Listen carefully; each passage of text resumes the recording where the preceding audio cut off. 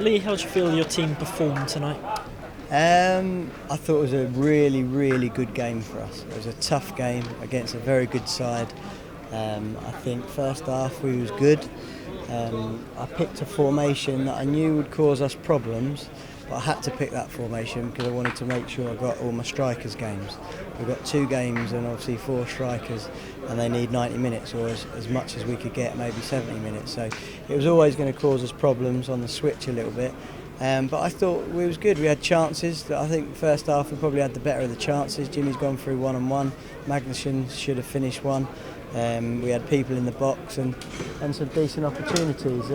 But obviously as they progress, they're probably a week ahead of us, I think, in the pre-season, and they're sharp. And I say to the players, look, it's all right me talking about keep balls and stuff like that, but when you feel it and you feel the sharpness and you feel how quickly they take their touches, the first one to the second one, and then the pass appreciation of where they're playing the ball, at what weight, that's the difference in levels. And listen, we've got an 11 for sure that we can put out that's got that quality, and we need to make sure that we get a good sort of 18, 20 of those.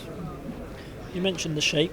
Is the diamond something you'd like to get the players more familiar with as well? Is that part of the thinking? Well, I think at the moment it's not really too much about the thinking. Yeah, we'll talk about some tactical principles of the diamond, but it's more about what we've got and how we can get people out on the pitch and get minutes into them. I think that's the key in this pre-season. You know, I've done this before where I've spent pre-season trying to win every match, and actually I've neglected probably 4 or 5 of the squad. So you don't win anything in pre-season. What you do is set the tone for pre-season, so for the season. So if we can come out of pre-season with a couple of good wins, some really good workouts, we've tested ourselves there against sort of top-class opposition, and like I say, I for one really enjoyed the game.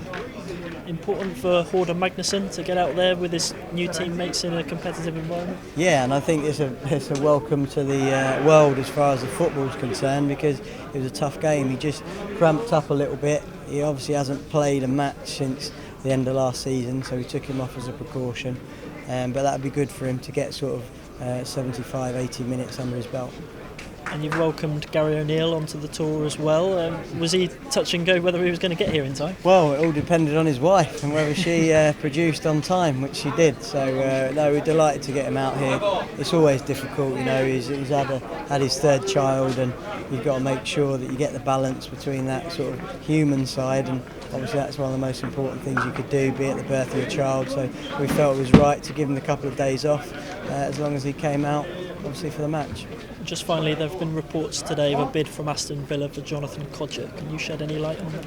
Well, there's been no bid, that's for sure, and we want to keep our group together, keep our best players, and obviously he's done fantastic for us last year, so it's not something we'd ever welcome, but I can categorically say there's been no bid.